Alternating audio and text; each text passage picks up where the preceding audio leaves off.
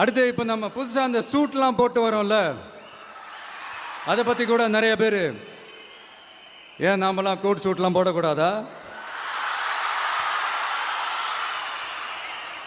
அதிகாரம் செய்கிறவங்களும் ஆதிக்க சக்திகளும் மட்டும்தான் கோட் சூட்லாம் போடணுமா என்ன? அப்பெல்லாம் எதுவுமே கிடையாது. நான் என்ன கலர் கலராக போட்டு வரேன், ரெண்டே கலர், நம்ம எல்லாரும் மனசு மாதிரியே பிளாக் அண்ட் ஒயிட். எல்லாத்திலும் பிளாக் அண்ட் ஒயிட்டா இந்த விஜய் இருப்பான் அப்படின்னு காட்டுறதுக்கு தான் அந்த கலர். அடுத்து அந்த பிளாக் கூட யாரை குறிக்கும் எதை குறிக்கும்ன்றது நான் சொல்லி தான் தெரியணும்னு அவசியம் இல்லை, அது உங்களுக்கே நல்லா தெரியும். எல்லாத்துக்கும் இப்படி வழக்கம் சொல்லிக்கிட்டு நசன் பேசுகிற டைப்பும் நம்ம கிடையாது. உங்களுக்கே தெரியும், அதிகபட்சமாக எல்லா மீட்டிங்களும் 20 நிமிஷம்குள்ளே தான் நான் பேசியிருக்கிறேன். அதனால் இப்போ மக்கள் என்கிட்ட என்ன சொல்கிறாங்க அப்படின்னா, இந்தப்பா விஜய், நீ எங்களுக்காக உழைக்கிறதுக்காக வந்திருக்கிற, அந்த வேலையை மட்டும் பாரு, உன்னை பற்றி பேசுகிறவங்கள நாங்கள் பார்த்துக்கிறோம் அப்படின்னு சொல்லிட்டாங்க. சரி, ஆனது ஆச்சு. இப்போ என்ன, உனக்கு எதிரிகளே இல்லையா அப்படின்லாம் கேட்டால் அப்படிலாம் நான் சொல்ல மாட்டேன், அப்படிலாம் நான் நினைக்கவும் மாட்டேன், அப்படி நினைக்கவும் கூடாது. இப்பவும் சொல்கிறேன், அரசியல் ரீதியாக சொல்கிறேன், 2 பேருக்கு நடுவில் தான் போட்டியே. ஒன்று இன்னொன்று, எஸ், ஒன்று டிவிக்கு, இன்னொன்று டிஎம்கே. இதுக்கு நடுவில் வேற யாருக்கும் எந்த வேலையும் கிடையாது. ஏதாவது இருக்குன்னு சொல்றீங்க? எலெக்ஷனுக்கு முன்னாடியும் அவங்களுக்கு ஒரு வேலையும் இல்லை, இப்போ எலெக்ஷனுக்கு அப்புறம் சுத்தம். ஆனால் இந்த திமுகவும் மற்றும் பலரும் ஒன்றா சேர்ந்துக்கிட்டு இந்த விஜயோட ஆட்சி வந்துடக்கூடாதுன்னு சொல்லி ஒரு கூத்து ஒன்று பண்ணாங்களே, அந்த கடைசி 5 நாள், அடாடாடாடாடா, நமக்கெல்லாம் ஓஹோ இப்படியெல்லாம் கூட நடக்குமோ என்ன கூத்துங்கிறீங்க. ஆனால் ஃபியூச்சர் என்னவா இருக்குன்றதை மட்டும் இப்போ நான் சொல்கிறேன். உங்களுக்காக உண்மையாக உழைக்க வந்த இந்த விஜயா, இல்லை இந்த விஜயோட ஆட்சி அமைஞ்சிடக்கூடாதுன்னு தடுக்க நினைச்ச ஸ்டாலின் சாரா, அவ்வளவுதான். இதுக்கு நடுவில் வேற யாரும் எந்த அல்லு சில்லும் உள்ள வந்து நம்மளை தடுக்கிறதோ எதிர்க்கிறதோ ஏதாவது பண்ணாங்கன்னா நிர்வாகம் அதுக்கு பொறுப்பில்லை ராஜா, நிர்வாகம் அதுக்கு பொறுப்பில்லை. ரிசல்ட் என்னவா வரும்ன்றது அது உங்களுக்கே நல்லா தெரியும். நம்மளை ஏளனமா பேசுறதா நினைச்சு அவங்களுக்கு ஆப்பு வச்சுக்கிறாங்க. திமுக நம்மளை தடுக்க, திமுக நம்மளை எதிர்க்க, திமுக நம்மளை அவமானப்படுத்த அத்தனையும் நமக்கு நன்மையே.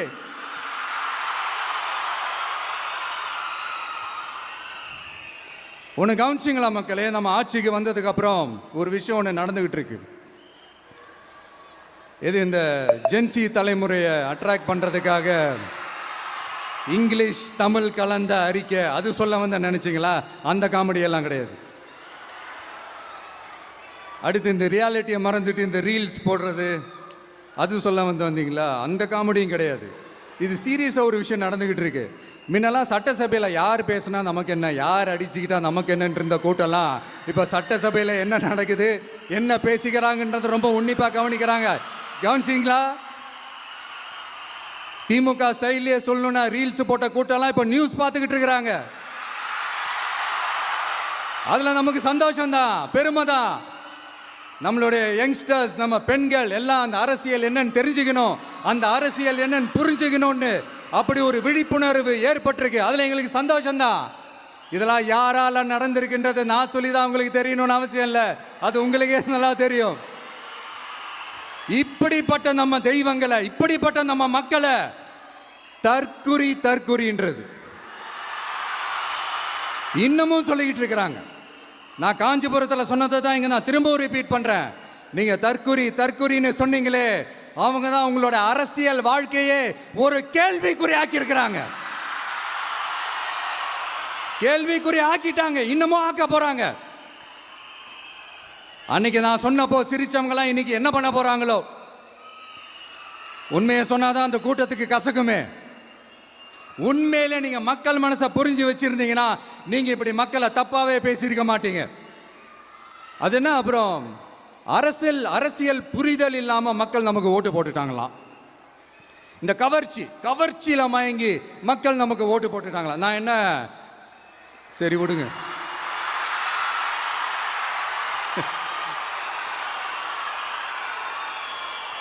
மக்கள் அவங்களுக்கு ஓட்டு போட்டா அந்த மக்கள் நல்லவங்களா, அதே மக்கள் நமக்கு ஓட்டு போட்டா அந்த மக்கள் கெட்டவங்களா? தற்குறியா? இதே மக்கள் தான் இத்தனை வருஷமா உங்களுக்கு ஓட்டு போட்டுட்டு இருந்தாங்க. உங்களுக்கு மட்டும் என்ன வேற ஏதாவது பிளானட்ல இருந்து குதிச்சு ஓட்டு போட்டு போனாங்களா? தற்குறியாமா? தற்குறி நல்லா வருது, வேணான்னு பாக்குறேன். எங்க அண்ணன் விஜயகாந்த் அண்ணன் சொல்ற மாதிரி, அண்ணா அவர்கள் ஆரம்பிச்ச கட்சியை ஒரு அடிமை கூடாரமா ஆக்குனது யாருங்க சார்? இப்படியெல்லாம் ஆக்கிட்டு உண்மையை சொல்லு உடன்பிறப்பேவா. உங்களோட அந்த உண்மையான உடன்பிறப்புக்கெல்லாம் என்ன சொல்றாங்க தெரியுமா சார்? திமுக இப்படி ஆனதுக்கு காரணம், அந்த காரணத்தை வெளியிலலாம் போய் தேடாதீங்க, உங்க குடும்பத்துக்குள்ளேயே கேளுங்கிறாங்க. உங்களுக்காக மாடா உழைச்சி தேஞ்சு போய் கிடக்கிறோம். திமுக இப்படி ஆனதுக்கு காரணம் உழைக்காம சொகுசா இருக்கிற உங்க குடும்பத்துக்குள்ளேயே போய் கேளுங்கிறாங்க. ஒவ்வொரு திமுக தொண்டனும் அதை சொல்றாங்க. அதை புரிஞ்சிக்காம நம்மளையும் நம்ம மக்களையும் தப்பா பேசிக்கிட்டு, நீங்க மக்களை தப்பா பேசுனீங்கன்னா இந்த விஜய் வந்து கேள்வி கேட்பான், சும்மா இருக்க மாட்டான். இந்த விஜயும் தமிழ்நாட்டு மக்களும் வேறு வேறு இல்லை. இந்த விஜய் தான் தமிழ்நாட்டு மக்களோட ஒரு உண்மையான ஒரே பிரதிநிதி. இது இன்னைக்கும் சரி, நாளைக்கும் சரி, நாளன்னைக்கும் சரி, இதுதான் நிஜம். மறுபடியும் சொல்றேன், நமக்கும் மக்களுக்கும் இடையே இருக்கிற இந்த பூர்வ ஜென்ம பந்தத்தை, அந்த உறவை ஏதோ இந்த சதிகள் சூழ்ச்சிகள் பண்ணி யாராலையும் எதுவும் கெடுக்கவே முடியாது. கெடுக்க ட்ரை பண்ணீங்க நம்ம ஆட்சிக்கெல்லாம் வரதுக்கு முன்னாடி. என்ன சதிகள், என்ன சூழ்ச்சிகள், என்னென்னலாம் பண்ணி எப்படியெல்லாம் தடுத்துடலான்னு. ஆனால் இப்போ ஆட்சிக்கு வந்த இந்த சாமானிய மக்கள் ஆட்சியை நீங்கள் இந்த எதிர்கட்சியாக இருக்கும் போது ஒன்று யூஸ் பண்ணுவீங்கள்ல, இந்த பழைய டெக்னிக்கு, அதெல்லாம் யூஸ் பண்ணி நம்மளையும் மக்களையும் பிரிச்சலாம்னு நினச்சிங்கன்னா அது ஒரு காலம் நடக்காது. மக்கள்லாம் ரொம்ப தெளிவாயிட்டாங்க சார், ரொம்ப தெளிவாயிட்டாங்க. அதனால ஒரு ஆக்கப்பூர்வமான ஒரு எதிர்கட்சியாக செயல்பட்டு மக்கள் மனசை வெல்ல பாருங்க. இந்த கடைசி லாஸ்ட் 1 மந்த்தா நடந்த ஒரு சில விஷயங்கள் உங்ககிட்ட நான் ஷேர் பண்ணணும்னு ஆசைப்படுறேன். இந்த 200 யூனிட் மின்சாரம், கட்டணமில்லா மின்சாரம் அறிவித்தோம். அதில் ஆல்ரெடி இருந்த 100 யூனிட் திமுக கொடுத்தது கிடையாது. மேடம் ஜெயலலிதா மேடம் இருந்தப்போ செஞ்சுட்டு போனது.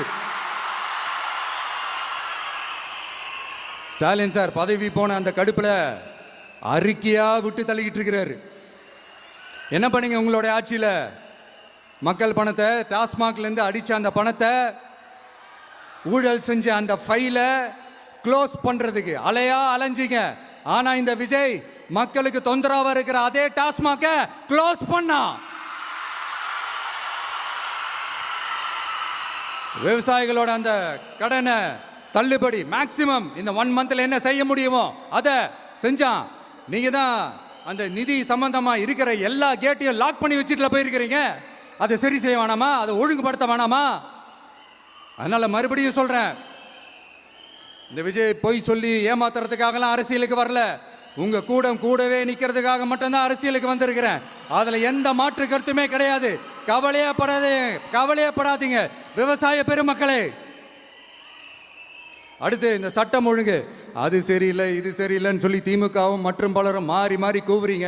நான் ஒன்று கேட்குறேன், இந்த மாடல் அரசுன்னு சொல்றீங்களே, அதில் என்ன செஞ்சு வச்சுட்டு போயிருக்கீங்க? ஒரு ஊர் விடாம, ஒரு தெரு விடாம போதைப் பொருள் கலாச்சாரம் அப்படியே ஸ்ப்ரெட் ஆகி கொட்டி கிடக்குது. அது அப்பவே இனிஷியல் ஸ்டேஜ் அதை நீங்க கண்ட்ரோல் பண்ணியிருந்தீங்கன்னா இத்தனை பெண்களை இழக்க வேண்டிய ஒரு சூழ்நிலை ஏற்பட்டிருக்குமா? எல்லாத்தையும் பண்ணிட்டு பழிய தூக்கி ஏன் மேல போடுறாங்க? நீங்க என்ன பழி நம்ம மேல போட்டாலும் மக்கள் நிம்மதியா வாழக்கூடிய அந்த செயலை கண்டிப்பா இந்த விஜய் செஞ்சுதான் காட்டுவான்.